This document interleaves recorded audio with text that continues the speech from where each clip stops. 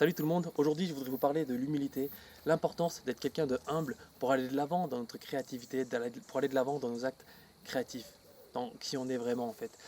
Et pour moi le mot humilité ça veut dire être vraiment conscient de qui on est, de nos faiblesses, de nos forces, de nos côtés obscurs comme de nos côtés lumineux, et de savoir mettre tout ça en lumière, d'avoir connaissance de tout ça, vraiment de savoir qui on est pour ne pas être en train de juger les autres pour qui ils sont, mais de pouvoir se mettre à leur place, d'apprendre à se mettre à la place des autres, apprendre à comprendre les autres, apprendre à voir les autres, apprendre à voir qui on est vraiment. Le mot humilité, ça vient du mot latin humilitas, qui est un dérivé de humus qui signifie la terre. Et pour moi, c'est vraiment ce que ça représente parce que ça veut dire que on vient de la terre et on retourne à la terre, ce qui donne une image de comme si on était peu que de la poussière dans le monde, mais pourtant on fait partie de cette terre qui est une création juste incroyablement magnifique, géniale, justement où on peut étudier la création de la terre, c'est juste infini, toute la splendeur qu'on a autour de nous, c'est quelque chose dont on fait partie, donc on est juste incroyablement super et génial. Donc ça amène les deux choses en fait, ça amène on vient de la terre, on retourne à la terre, donc on est peu, pourtant on fait partie de cette création, donc on est beaucoup. En même temps qu'on soit peu, on est beaucoup. Donc c'est ça l'humilité, c'est la conscience de, du fait que on est peut-être peu de choses dans l'univers, mais pourtant on est quand même beaucoup de choses contradictoires, mais quand même complètement vraies. Mais je regarde la définition dans le Petit Larousse du mot humilité, je vais vous la lire. Humilité, sentiment, état d'esprit de quelqu'un qui a conscience de ses insuffisances, de ses faiblesses et est porté à rabaisser ses propres mérites. Je ne suis pas du tout d'accord avec cette définition de l'humilité, pourtant c'est celle du dictionnaire, le Petit Larousse. Moi je pense que plutôt cette définition elle vient du fait de l'interprétation qu'on a dans notre société, en tout cas de ce mot, qui est du coup lié à la honte en fait, parce que souvent peut-être on a utilisé l'humilité pour le mot humilier les gens, parce que humilier les gens ça veut dire les rendre plus humbles, mais ça a utilisé en amenant la honte sur les gens, par exemple comme il y a pu y avoir la fessée publique pour un enfant qui a fait quelque chose de mal, donc l'idée de le rendre plus humble pour qu'il arrête de faire peut-être que les gens considéraient qui était une chose fausse ou mauvaise, mais l'acte utilisé c'était un acte qui a amené la honte. Pour le rendre plus humble, on passait par un acte de honte, où on mettait la honte sur la personne. Donc être humilié, c'est venu fusionner un peu avec avoir honte.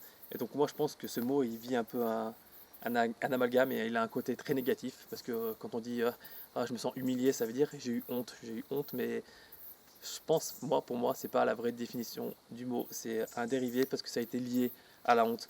Et j'ai regardé aussi le mot humilité du coup sur Wikipédia. Je sais que ça peut être discutable les définitions de Wikipédia, mais je la trouve pour moi beaucoup plus juste. Je vais vous la lire aussi. Humilité. Généralement considérée comme un trait de caractère d'un individu qui se voit de façon réaliste. L'humilité s'oppose à toutes les visions déformées qui peuvent être perçues de soi-même. Orgueil, égocentrisme, narcissisme, dégoût de soi. Elle s'apparente à une prise de conscience de sa condition et de sa place au milieu de l'univers. La fierté n'est pas incompatible avec l'humilité. Un individu peut être fier de lui pour ce qu'il a réalisé, justement parce qu'il possède assez d'humilité pour prendre conscience qu'il a fait beaucoup pour ce qu'il est. Par opposition, c'est souvent par manque d'humilité qu'un individu se dévalorise, en sous-estimant ses propres capacités, et donc en considérant ses réalisations comme médiocres. L'homme humble ne se croit pas inférieur aux autres et a cessé de se croire supérieur. Et ça, moi je trouve que c'est une définition qui est très juste et qui nous donne l'importance de l'humilité dans la créativité. Laissez-moi vous donner l'exemple. Si on manque d'humilité dans nos actes créatifs, dans nos projets créatifs, la première chose qu'on peut vivre, c'est peut-être on n'est pas humble parce qu'on se croit supérieur justement aux autres. On pense toujours que c'est c'est soi-même qui a raison, qu'on est meilleur que les autres. Et donc on ne va pas être capable de prendre les critiques constructives qu'un ami ou un proche ou quelqu'un peut nous apporter. On va parce qu'on se croit en fait meilleur que les autres, donc on va fermer la porte à toute critique. Les critiques vont venir nous agresser dans notre sentiment de supériorité, et donc on ne va pas pouvoir analyser ces critiques qui auraient pu nous faire progresser et améliorer notre travail. Donc, première chose qui peut venir vraiment endommager notre créativité euh, par manque d'humilité. La deuxième, et ça c'est l'opposé total de celle-là, c'est je ne me crois pas assez bien et je dévalorise toujours mon travail, je trouve toujours nul et médiocre. Et là aussi, encore, ça va nous empêcher d'avancer en fait. Peut-être qu'on va être capable d'analyser les critiques, mais ces critiques vont toujours venir nous détruire et vont venir confirmer le fait qu'on se trouve nul, même peut-être quelqu'un qui va nous faire une critique constructive, on va tout de suite vivre ça comme quelque chose d'agressif, comme ah c'est vrai, ça va résonner avec quelque chose qui vit en nous, ah c'est vrai ce que je fais c'est complètement nul, j'y arriverai jamais, c'est pas bien, c'est pas beau, ouais, ouais, je pense, au moment ça sert à rien. Et ça c'est encore, c'est un manque d'humilité, un manque de connaissance de qui on est, donc où on peut se croire supérieur et du coup ça nous empêche de progresser parce qu'on n'est pas capable de prendre les choses qui viennent des autres, ou on se croit nul et ça nous empêche de progresser également parce qu'on n'arrive jamais à être content de ce qu'on a réalisé. Pourtant, souvent, c'est des choses géniales et ça, j'ai des tas de gens autour de moi chez qui je le réalise, ils ont juste des dons incroyables et ils ne sont jamais contents d'eux-mêmes, ils trouvent toujours ça complètement nul.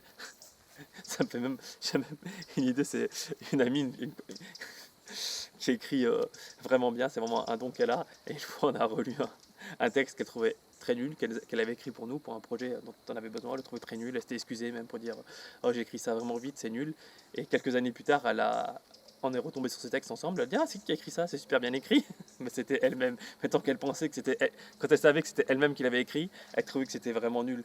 Au moment où elle avait oublié que c'était elle qui avait écrit ça et qu'elle pensait que c'était quelqu'un d'autre, elle trouvait ce texte très bien écrit pour montrer que ça, c'est un manque d'humilité en fait, c'est un manque de connaissance de soi en fait. On se juge négativement, on se juge trop positivement. Et c'est ça, dans les deux cas, c'est destructeur. Et dans les deux cas, ça nous empêche d'aller de l'avant. Et l'humilité, c'est vraiment la connaissance, vraiment de qui on est. Un truc aussi qui vient vraiment montrer un problème dans l'humilité, qui nous agressait, c'est par exemple si on entend parler du succès de quelqu'un dans un domaine qui nous appartient pas. Par exemple, on va prendre le foot, voilà.